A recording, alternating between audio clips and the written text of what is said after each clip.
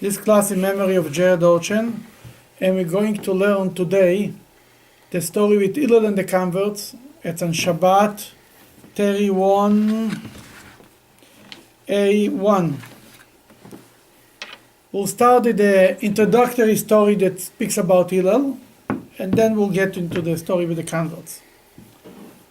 Go ahead, it's on this column, right column, top of the page.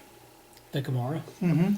The Gemara cites some other examples of ways that responded to sarcastic or otherwise improper questions. One should always strive to be humble, gentle in his ways like Hillel. One not be stern and an unyielding like Shammai. Like Shammai. There is Hillel and Shammai, we all know about them. They both lived in the time of the Second Temple, 2300 years ago, 300 BC. A little bit more recent than that, according to Recent, secular chronology. Yeah. Okay, what around this time? And Hillel and Shammai were the two leaders of the Jewish people. Hillel was known to be humble and kind and warm. Shammai was more strict. He said you have to do it as it is, no chokhmas. And the Gemara says here, the Talmud says here, a person should always be more lenient, more humble like Hillel than strict like Shammai. And the Talmud proceeds with the story. Go ahead. The Bereisha illustrates this with a story. It once happened that two people Right here. made a bet with one another. They said, whoever goes and provokes Hillel to lose his temper, let him take 400 zuz Mm-hmm. as That's $400. as his prize. Thereupon one of them said, I will provoke him. They made a bet who can provoke Hillel. Because it was known to be a person that's so nice that nobody can make him angry. He said, I'll do it. I will accomplish it. Okay. The Brisa recounts the events that followed. That day it so happened was Friday, the eve of Shabbat, and Hillel was busy washing his head, i.e. his hair, in preparation for the Sabbath. As he was doing so, this person went and passed by the doorway of his house, calling, Is there a Hillel here? Is there a Hillel here? Okay, what is happening here? He went on Friday afternoon. In every Jewish home, Friday afternoon is not a time for questions and discussions. Anybody who prepares his house for Shabbat knows that Friday afternoon is like a war zone. And everybody's running and pushing, and you have to go there, and you have to do this, you have to accomplish so many things. It doesn't write if it was the winter or the summer. If it's in the winter, it for sure was a disaster. In the summer, it's a little easier. And he goes around and screams outside of Hillel's house, Mikan Hillel, Mikan Hillel. Who is here Hillel? Who is here Hillel? What does this mean? Who is here Hillel? Hillel was the leader of the Jewish people, right? He goes and he insults the leader of the Jewish people. He says, who is here Hillel? Okay, what happened? He calls him like he's like somebody who's selling potatoes. Who is Hillel here? Who is Hillel here? Not Rabbi Hillel, the leader Hillel, nothing. Okay, continue. You want to continue? Oh, Mark. sure. Hillel put on his cloak and went out to greet the person and said to him, My son, what do you seek? The person replied to him, I have a question to ask of you. Hillel said to him, Ask, my son, ask. The person then posed his query. Why is it the heads of Babylonians are so round? Okay, let's understand what is happening here. He stops and he tells Hillel, I have a very important question. Friday afternoon, Hillel was washing his hair, taking a shower before Shabbat. It's a mitzvah to wash yourself before Shabbat. And he says, I have a very important... He said, what's your question? Hillel, who is Hillel? Hillel came from Babylon. Now in Israel, the Babylonians were treated as second-class citizens.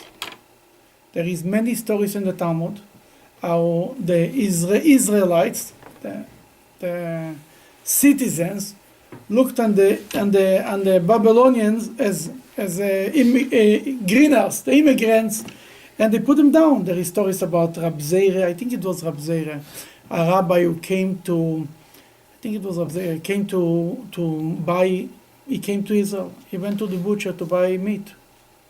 The butcher told them, he says, how much cost? He says, for a Say for $1, for $10. No, for you Babylons, you don't sell for any. He said, how much it cost you? He says, the only time I can sell you if I give you a slop. The guy thought to himself, if this is the custom, that's the custom. What are you going to do? He needs to eat. He gets a slop and he pays. He pays a lot, he gets a slop and he takes the meat. He comes back to the yeshiva, his face is all like, he said, what happened? He said, you have a strange custom here. The people have to be slapped if they buy meat. They told them, who told you that? Until they went back to check with the butcher was already dead. Because he heard such a great rabbi, right away that day he was gone.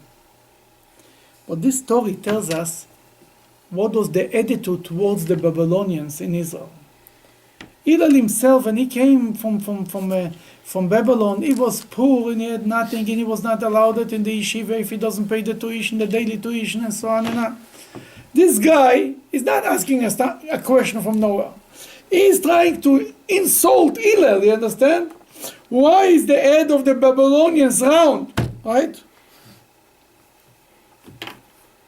What is Hillel? Okay, look, let's see how Hillel responds to this question. Go ahead. Let's see. Hillel replied to him, my son, you have asked a truly profound question. The reason is because they do not have skillful midwives. What does this mean? When they deliver the baby, whatever the shape of the head was not straight enough, they didn't do a good job with the head, I don't know what exactly it means, but something like this. Okay, continue. You see this in live births now. If they use certain forceps, they can actually, the baby's head, it doesn't cause any, it doesn't actually hurt the brain. But it can shape it's malleable when it comes, the bone's soft, and then it... That's exactly what Hillel is answering him. The midwives, when they deliver the baby, they pull the head. Yeah, but having a round head is a good thing. That means that... Well, this is one translation. There's another one that it's a different shape. And Well, that means to say it was a different shape of head. That's what the point is. Galgalo is it could mean more than one. Could be maybe like a segor, maybe. Well, the other translation I saw was oblique or something, so that it sort of... What's oblique means? Like an egg. Like an egg or like something. an That's like the segol. You know what a segol? The vowel, segol. Yes. Galgal comes from the word segol. Segol is two dots and one in the middle. Just the shape of like this. Okay. The person then went away and waited a while, and then he returned to the front of Hillel's house and called out, is there a Hillel here? Is there a Hillel here? Hillel again put on his cloak and went out to greet the person and said to him, my son, what do you seek?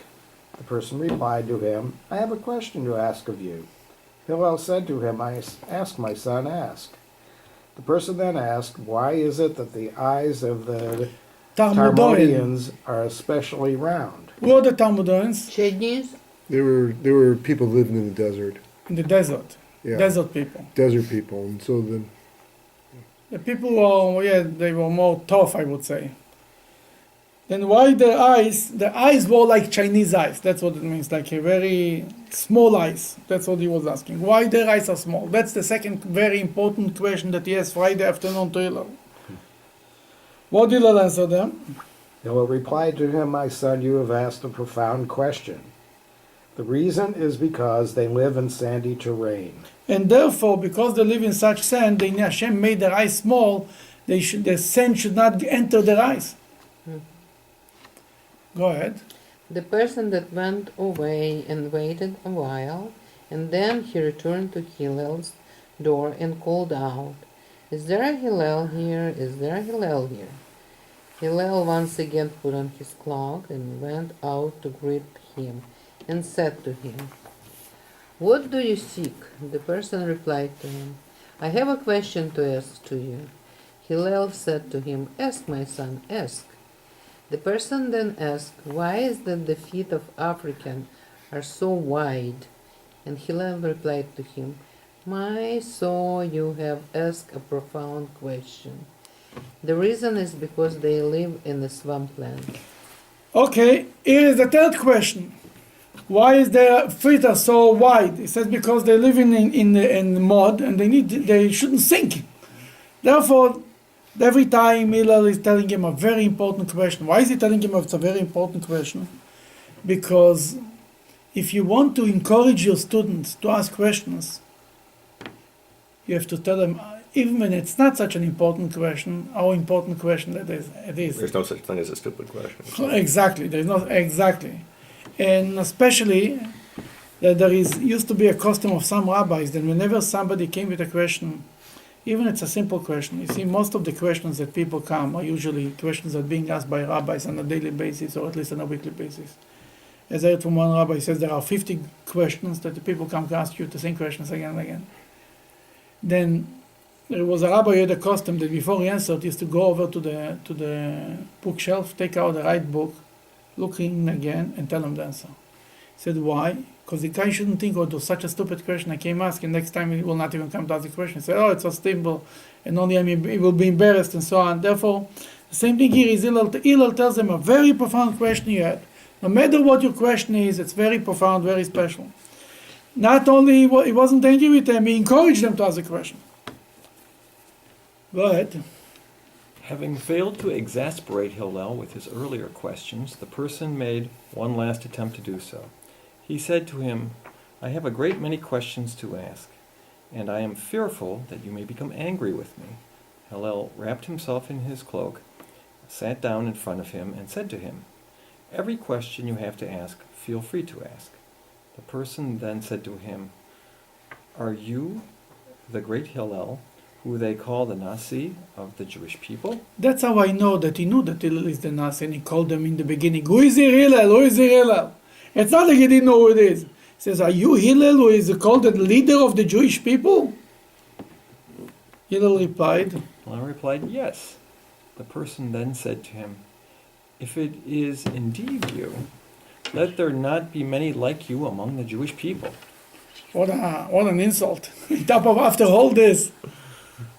Hillel, This guy probably wasn't Jewish. I mean, you could sort of surmise that because he keeps saying Apparently he different. was, right? Isn't that the point? He's trying to yank Hillel's chain, right? It's not written if he was Jewish or not, but could very well be that he was Jewish. How you know that he wasn't Jewish? Because he kept on saying that there shouldn't be another person among the Jewish people. You're the Nasi of the Jewish people. Yeah, He the doesn't way say- a little bit. You can say it.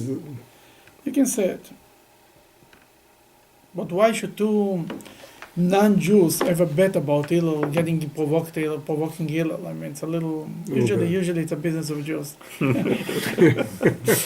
Even that you write from the language here, you can say that's probably somebody who's not Jewish, but you never know. Hillel replied, My son, why do you say such a thing? The person responded, Because on your account I have lost 400 zuz, and he revealed to Hillel the wager he had made. He told him the story. Because of you, I lost money. Go ahead. Hillel responded to him, One should always vigilantly guard his disposition so that he maintains equanimity in all situations. Hillel is worth your losing on his account for 400 zuz and yet another 400 zuz, but Hillel will not take offense. He says not to get Hillel angry, it's worth it to lose 800 zuz, not 400 zuz. Basically, Hillel was not regretting that this guy lost some money. Right. Yeah. Told him you deserve it, and it's all worth it for a person not to lose his temper. I mean, in Jewish tradition was very strong about that a person should not lose his temper. And there is a famous story about a Jew who, a Hasidic rabbi, was very poor, very, very poor. And he had in his home that film from his great grandfather, a very important film. And many Hasidim wanted to buy that film for a lot of money. And he said, my grandfather's film I'll never sell, no matter what, no matter what. And his wife used to beg him, you should buy that film, sell that film. And one year it was Sukkot, and he couldn't find a network. And it was very expensive, and he had no choice. Without his wife knowing anything, he went and he sold that film, and with the money he bought a network, beautiful network. And the network was in the house. And his wife came in, suddenly she saw the network. She right away understood what happened. She said, For food for your children, you don't want to sell that film. But for your etrog, yes. And she took the etrog, she beat up the etrog. She made it not kosher in a second. He thought to himself, I lost the etrog, I lost that film. Now if I lose my temper, I lose everything. He said nothing. He didn't get angry, nothing. He didn't say a word. That he had a dream from his father or his rabbi who told them that the mitzvah of not getting angry on his wife for beating up the etrog was bigger than selling this for the etrog. Wasn't there like a treasure behind a wall or something? Or no, that's a different story. Probably a similar thing, but the idea is the Judaism was very bigger. That in Hillel is the epitome of it. That people trying to invoke him and to drive him crazy, and he didn't lose his temper. Obviously, not all Jews have followed Hillel throughout history. And I guess my question is particularly in certain Orthodox groups. I mean, in certain rivalries, they can be pretty intense. There was once an article in the newspaper, in Israeli newspaper, they written, the halacha is like Bet Hillel, but the rabbis behave like Bet Shammai. This is true. I mean, people are human beings. Not everybody.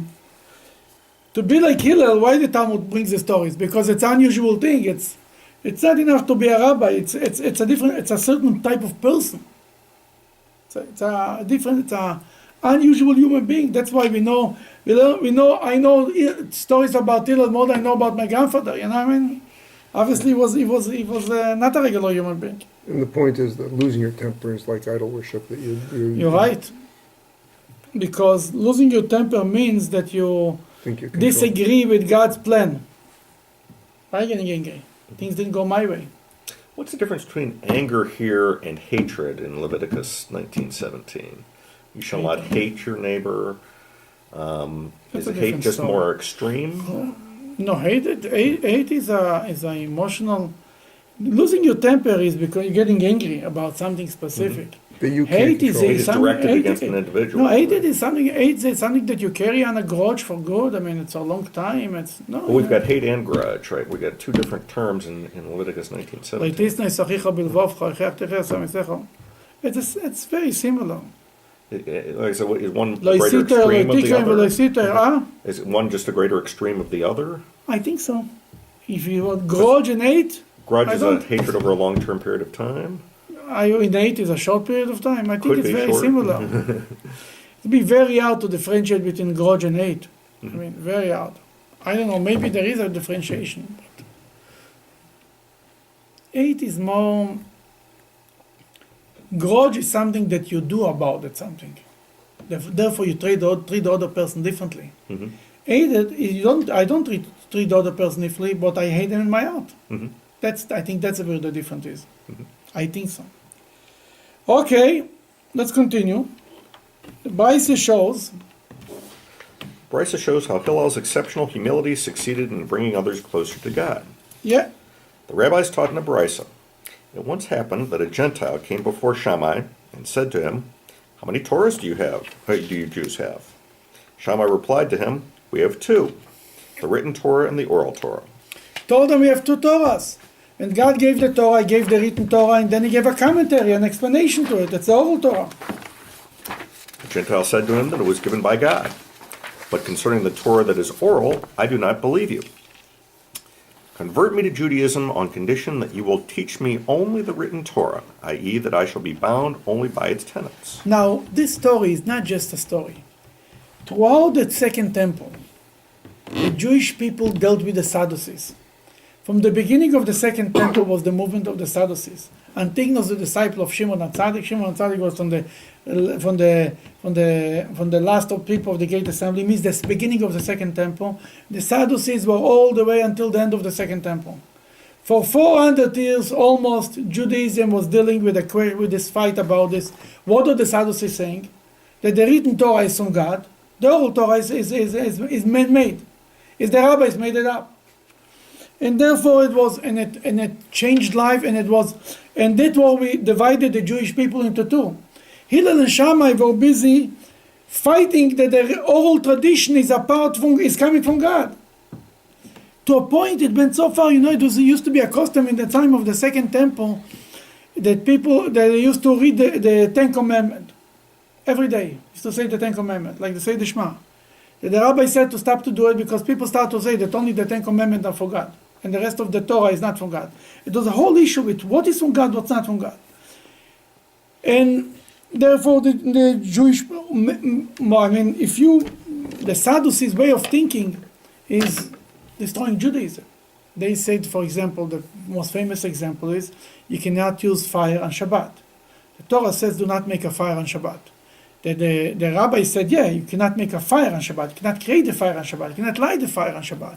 But you could light the fire before Shabbat and enjoy it. What Shabbos candles? What is Shabbos candles? For 4,000 years we do Shabbos candles since Sarah, right?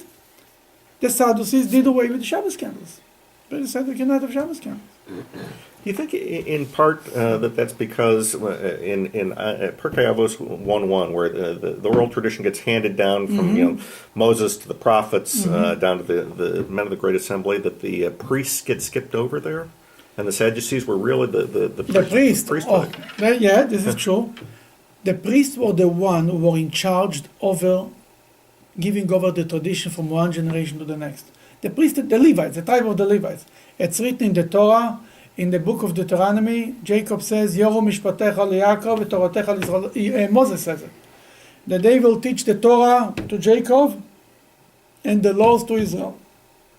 That the Kohen's job was to do this. What happened? The Kohen's turned the Torah into an elite group. Only for us. They protect the Torah so much that everybody else was left out. Came Ezra the scribe, was a Kohen. And he broke the boundaries. He made the tradition that we read Torah every 3 days. Basically, he started to make the Torah available for the masses. And because the Kohens did such a bad job, they took it away from the Kohens. Hillel was not a Kohen, it was about teaching Torah for everyone. Why did Moses, though, or Joshua, or some of the early patriarchs, pass it on through the Levites? Because you need to appoint somebody, right? God appointed the Levites, they were the people of God. They were not doing work, they were not farmers, they were not allowed to own land. Their job was to be the teachers of the Jewish people, the spiritual leaders. What happened is, because out of good intention, because they were so busy protecting that the wrong commentary should not come out, or should fall into the wrong hands, so to speak, that when you protect so much, you leave everybody out. You isolate yourself. So that must have started pretty early on then. Oh yeah. That was a problem. But you see in the one of the Haftorahs, you read the Kisifte Kohen Ishmeru Da'at v'Torah Yivakshou Mipir. We should ask Torah from the Kohen. It was the common thing. And then the beginning of the second temple, that was the end of their era to controlling it. The Sadducees were a lot of them Kohens. They controlled the temple. You're right. That was a part. Therefore, when this guy comes, this Gentile, this non-Jew, comes to convert, he comes to say to Shammai, he tells them, teach me only the reading Torah. He's touching on a very sore wound. He said, what? Teaching you only the reading Torah? You also come to me with the same story. You want me, I should consider you a convert while you're denying half of the Torah? Forget about that.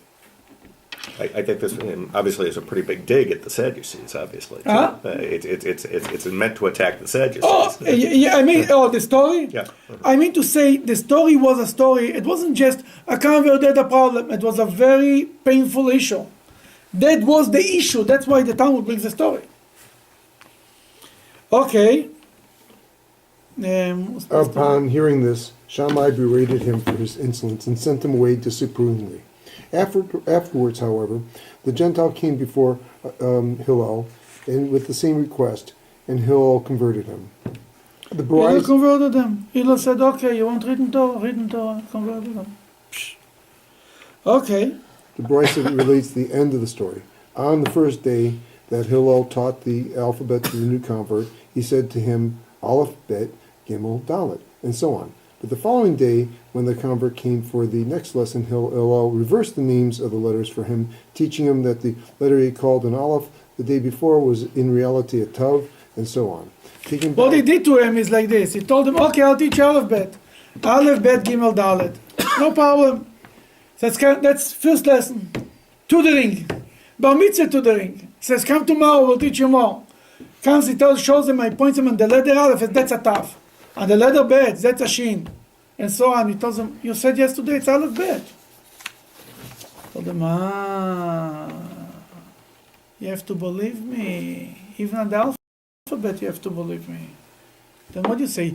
We don't believe you made up the oral tradition. Even on the written tradition, you have to believe. You need a rabbi. You need to believe the rabbi that that's the way to understand it. Even to read it. Reading it is before you start. That's the gate. Forget about arguing about the contents, the language, the sentence, where it starts, where it ends. Aleph Bet. Said you have to trust me. And you trust me forever. They trust me on everything. Just out of curiosity, even some of the most liberal scholars will admit that any language, you can't have a written text without having something outside the written text, because no written text can be 100% self-contained. No such thing. No such thing. It's impossible, obviously. Impossible. Yes. And this is the categorical proof of that, because Sure. you even get back to how do you spell things? What are the letters? Really, that's a genius move. I mean, this is unbelievable. It's so simple, and it's so basic, and it's so amazing. It's just to the point. Yeah, it's making the point, and before you start, on your entrance level. I guess where the liberal scholars in this type of passage would differ is how much is oral and how much is written, I guess, is where the debate lies. I mean, obviously something has to be oral. There's oral tradition in everything. The question is how much of oral tradition goes back to Sinai, I guess, would be where the debate lies. Yeah, for sure. But but when he comes and says, "I don't believe in the oral tradition," then there is nothing to talk to him. And in the argument, how much goes to Sinai, it's not an intelligent argument, because not every commentary obviously is from Sinai, but it's based on Sinai. You understand what I'm saying? Sinai gave rules, and based on the rules, Sinai wants us to come up with similar ideas and learn one thing from another. But as long as it's based on the rules from Sinai, it's considered given at Sinai. I guess there are kind of two schools of thought when it comes to that, and I guess we want to get your perspective. There are the principles that are taught, like Hillel has the 7 principles, and then there are 13 principles, and what have you, and so you can derive things. That's what it's all about. Sure, it's deriving. There's another tradition that says that the actual substance of the teaching goes back to, Moses, was up on a course with God on Sinai, and he learned everything. Even though we don't know that from them. Mm-hmm. We only say that everything that we come up was already given at Sinai. It's not really a contradiction between these two opinions. I think it's the same idea. Nobody says that what he came up with a Kal V'chomer or with a innocent came from Sinai. He says Moshe already knew it. It's written. There is a statement in Talmud. Everything that a disciple will ever come up with was already given at Sinai. What does this mean? But I don't know that, right? I had to come up with it.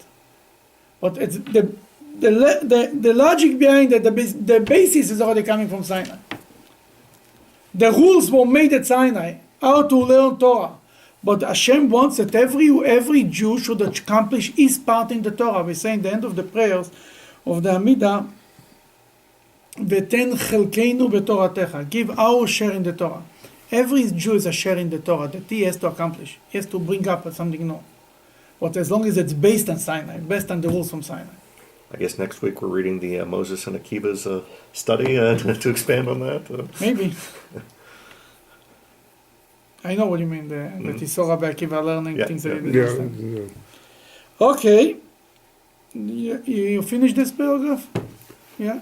Taken back by the change, the convert said to Hillel, "But yesterday you did not recite it to me this way." Hillel replied to him, "So, you see then, are you not relying upon me to recognize the letters of the alphabet? Rely on me also then about the veracity of the oral law." It's not only this. The concept of you have to rely on the rabbis is about everything in the Bible. Even about Brit Milah. As you mentioned a few times, it's not written in the Bible what to cut. It's written to cut the foreskin. Foreskin of what? It's not written. Maybe foreskin here. I don't know. Who knows? Nothing is written clear in the Bible. The Bible is written specifically in a way that you must have a commentary to what's written there.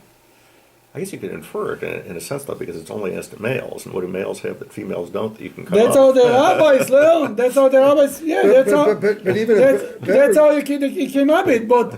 But you cannot. It's not written. Yeah. You understand? Yeah, I know. A better example is the tefillin. I mean, what are you putting on? Your head and your arm. What is it? More than that, between your eyes, right? How the Between- Sadducees learned, between your eyes is here, and on your head is there, and they used to put on the tefillin there. Then, and the same thing is about Yom Kippur. And you name the mitzvah, nothing. The best one is the lulav and the etok. If not for tradition, you wouldn't know what a lulav is. What That's etok right, is. yeah. What's a lulav? What's a lulav? I know 3,000 years what lulav is. Yeah, you have to have an oral tradition to define terms. That's what I'm saying. Or they end up later, the Karaites who came after the Sadducees, they wrote books. Then the jockeys, they wrote their own oral tradition. Because they were forced to write books. And that's why what I mean to say is, let's say the punctuation in the Torah, there is no punctuation, right? How to read a sentence. We'll start the sentence. Then, if you start the sentence in one place and ends in another place, it has a whole different meaning. Laws can be turned around upside down. Then, and so on and on and on and on. Then Hillel told them, you believe me, trust me on this too. Okay, a second story. The second narrative again depicts Hillel's interaction with a prospective convert. There was another incident involving a certain Gentile who came before Shammai and said to him, "Convert me to Judaism on condition that you will teach me the entire Torah." Well, I stand on one foot. He's busy. Upon hearing these words, Shammai pushed the person away with the ruler he was holding in his hand. Undeterred, the Gentile came before Hillel and presented him with the same request, and Hillel converted him. Before the conversion, Hillel said to him, "That which is hateful to you, do not do to your fellow." This, in a few words, is the entire Torah. All the rest is but an elaboration of this one central point. Now, go and learn it. Okay, what is going on here? Hillel tells them, the whole story is what you hate people to do to you, the aloch sani, don't do to your friend. Opposite that the Americans say. Or the regular line in America, what done to you, Do unto others that you have done to you, unto you.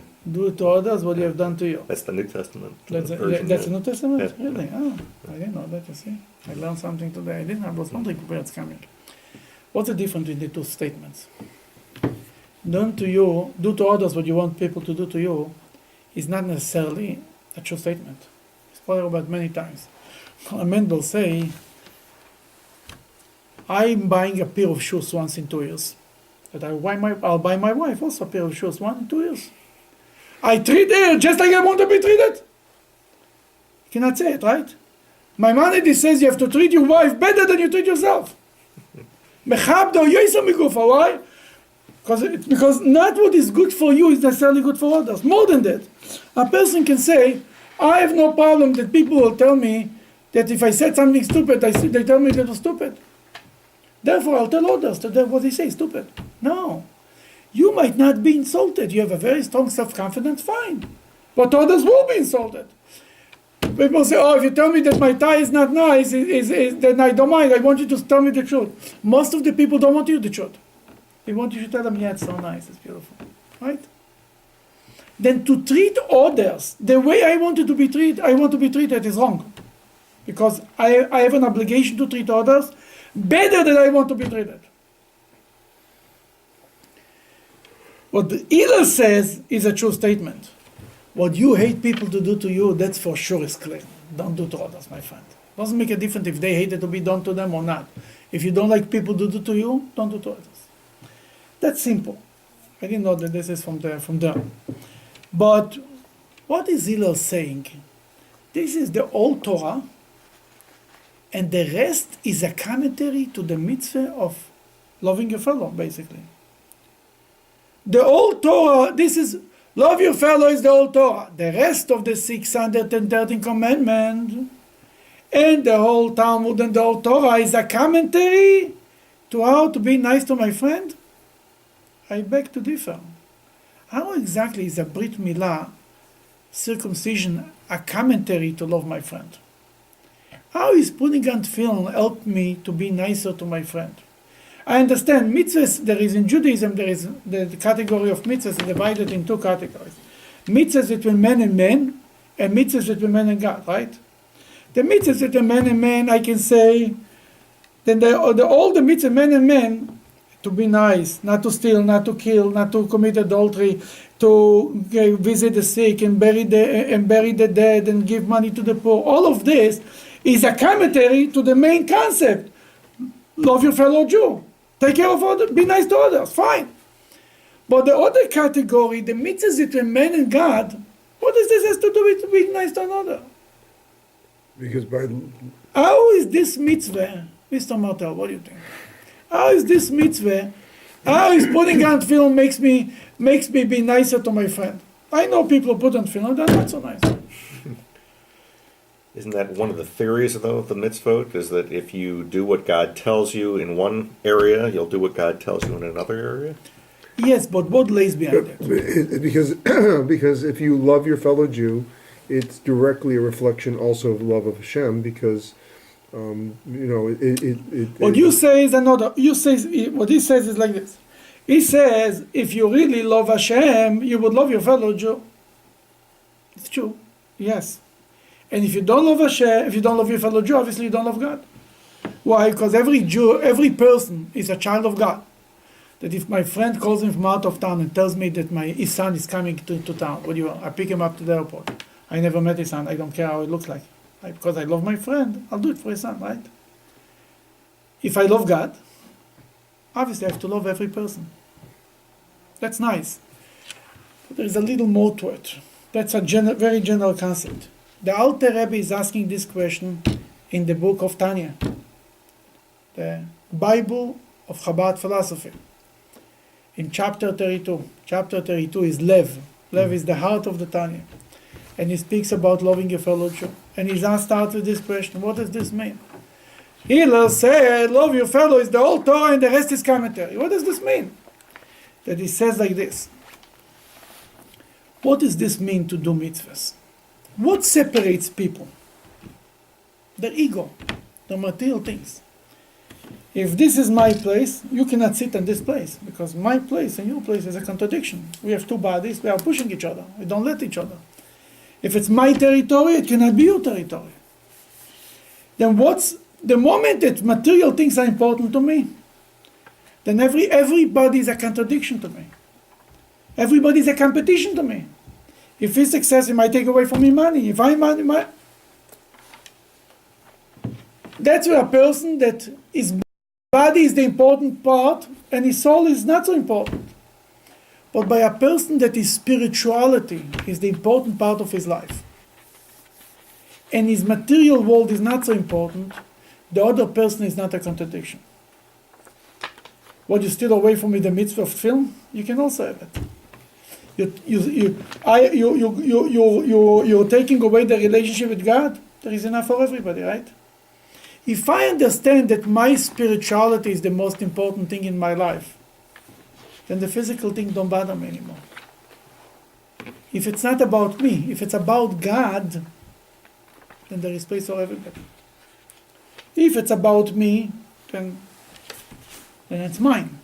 But if it's about every mitzvah that I do, supposed to emphasize to myself that the neshama, that the soul is the most important part and the body is secondary, then my life is all about connecting to God and not about collecting more dollars, let's say.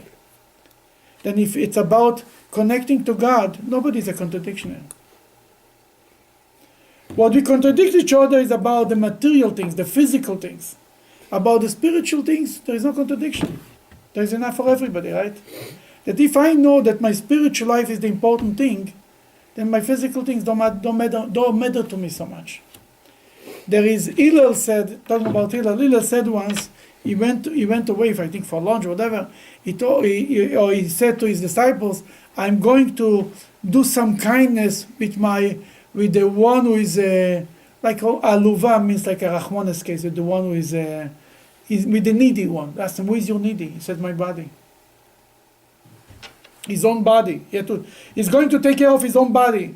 What you look at his body is a secondary thing, something that you have to take care of, but not something that's not the goal. That's not the center of the universe. It's when you fill up gas in your car. You do it because that's the only way to get from point A to point B. But you understand that the car is just a vehicle to get somewhere. The car is not the main purpose. By some people, the main purpose is the car, but by most people, it's just a vehicle. The body is just a vehicle to get from point A to point B. What is the goal? The goal is to serve God. That if you think like this, no one will be a contradiction to you. You love every person around you. It's when you don't think like this, that's where the problem starts. And to think like this, every mitzvah that you do helps you to remind yourself that your body, you, and your own ego, is only a vehicle to do one more mitzvah. And if somebody insulted you, no. Somebody took away something from me, also not the end of the world. That's because that's not the goal. If that's not the goal, I don't get so worked up about that. That every mitzvah reduces my ego, reminds me that that it's not about me. If it's not about me, I have place for everybody else. Therefore, a Jew, that more he lives with the awareness that's not about him, there is more place for everybody else. I mentioned the story that was once a Hasidic Jew. He had a few disciples. It wasn't a yeshiva, but around them all, 2-3 boys. And he was already, his wife passed away, and his kids used to support him.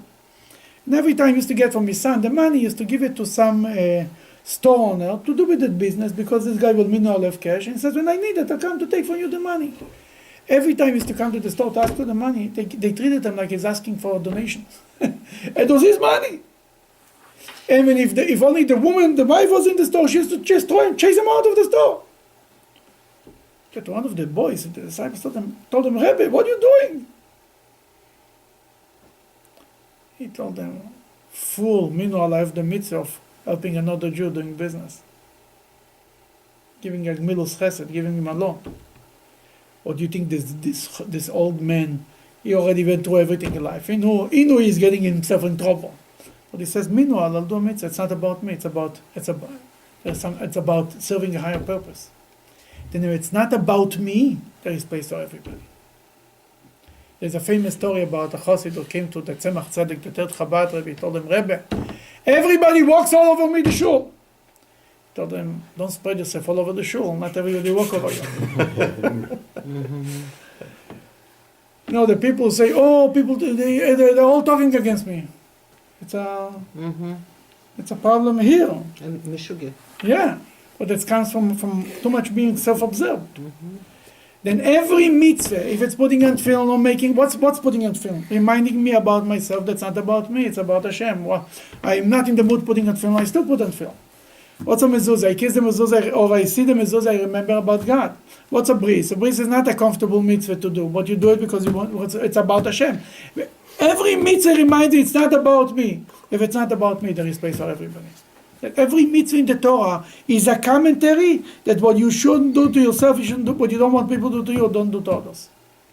And that's what the Alter Rebbe explains in Tanya. Now we go to the third story, to third and concluding story about Hillel, the third convert. Supposed to read?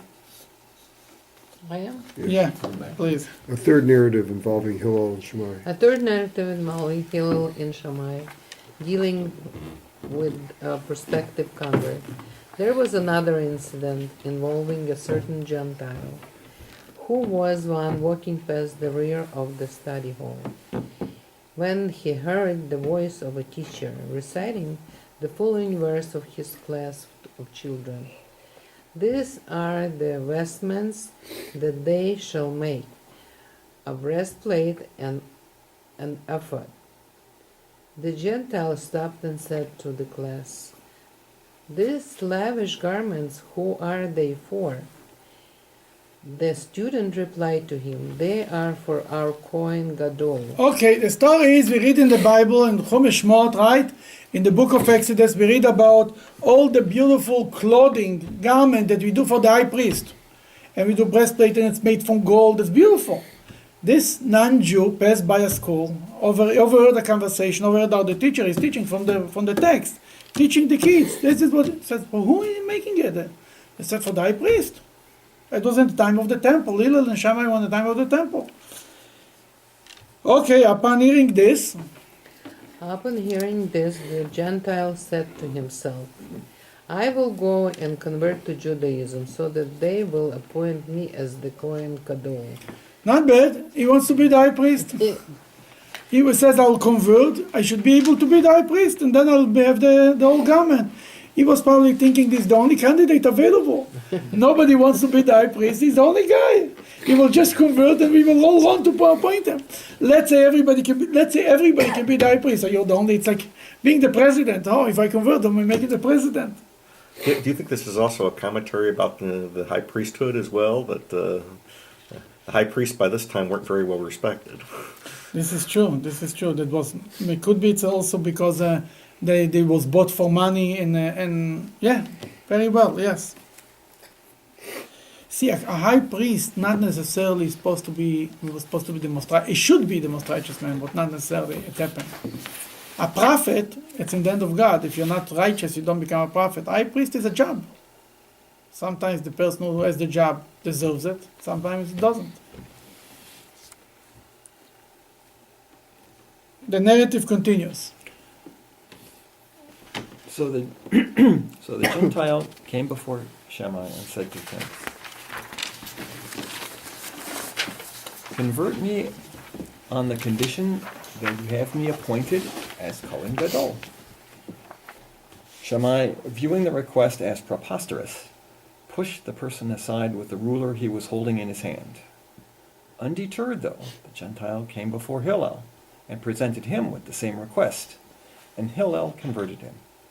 The Baraisa continues. Before performing the conversion, Hillel said to the person, Can we appoint anyone as king unless he is familiar with the ceremonies of royalty? Go and learn about the ceremonies of royalty, meaning learn the requirements of the kahuna, and then we will see about your request. So the Gentile went and learned scripture, and when he reached the verse that states, And the stranger who approaches shall die, he said to Hillel, This verse, about whom was it stated? Hillel Hillel sent him to learn the laws of a Kohen Gadol, what takes to be a high priest, what takes to be a priest altogether. And he learned that it's written that anybody, a stranger, who enters the Holy of Holies shall die. And he asked Hillel, for whom it's written? He said, Hillel answered them, he told them, Hillel replied to him. It was stated even about David, king of Israel. Even the King David is the ultimate king in Israel. If he enters the Holy of Holies, he should die. Azor HaKorev Yumos. And that's what he discovered. So, go ahead. Contemplating this, the convert formulated a Kal Vachomer. How do you translate the Kal Vachomer in English? So it's a Light to heavy, isn't that the translation? Yeah, but Comparison, an analogy. Kal Vachomer is... It's sort of two things that seem to be similar, and you're able to learn something from it. If the easy thing is such a punishment, how much more for something is much more serious should be the same. You understand it from the story itself. Go ahead. concerning himself. He said, And if ordinary Israelites who are called children of the Almighty, and out of the love that God feels towards them, he called them my firstborn son Israel. Yet despite all this, it is written concerning them, and the stranger who approaches shall die. Then certainly a mere convert who comes into a Jewish people with a staff and traveling bag, all the more so is he considered a stranger with respect to the kahuna. If a Jew, if he's not a Kohen, I remember once a lady told me she wants to be a Kohen. She said, in America, if you want to be something, you should be able to. No, your dream should fulfill your dream, right? She wants to be a Kohen. But I'll tell you what lays behind the story. God created rules, boundaries, Kohen, Levi, Israel. This convert is trying to challenge the boundaries. That's why Shammai was upset. Again, it wasn't just a misunderstanding. You understand what I'm saying? He says, it's written when Korach tried to challenge the boundaries of God. He tried to become a Kohen Gadol. He told him, no, you're a Levi. That's what the story with Korach. Here comes a Gentile and says, I want to be a Kohen. Shammai tells him there is boundaries. God says, even Shammai himself cannot become a Kohen. There is a Kohen, is a Kohen, and finished. Nobody else can become a Kohen. If your father is a Kohen, if your grandfather is a Kohen, you're coming from Aaron the priest, you're a Kohen. And if not, you might be King David and nothing will help you. You're not a Kohen. This convert is trying to challenge the boundaries. That's why Shammai didn't like it. Hillel said, let him figure this out on his own. Then he says, if a regular Jew enters the holy temple, deserves that, me, that I'm a newcomer, how much more? That's what he basically said. After coming, go ahead. Where are we here? After coming to this conclusion, the convert came before Shammai and said to him, could I possibly have been fit to be a Kohen Gadol? Is it not written in the Torah, the stranger who approaches shall die? He basically came to complain to Shammai that why he didn't tell him that in advance, and he wouldn't even ask for such a question. You understand what I'm saying? He kind of telling Shammai, why didn't tell me that?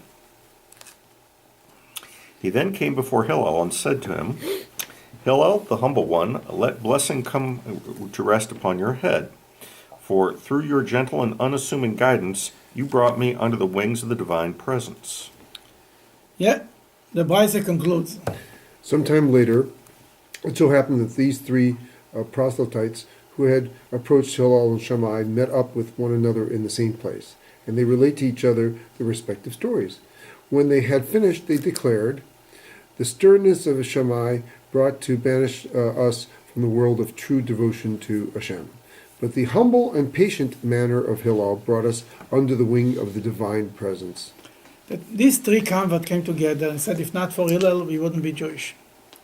Now, what lies behind the story? Hillel saw in these people that these people can, by the end of the journey, will be righteous convert, good convert, will accept everything.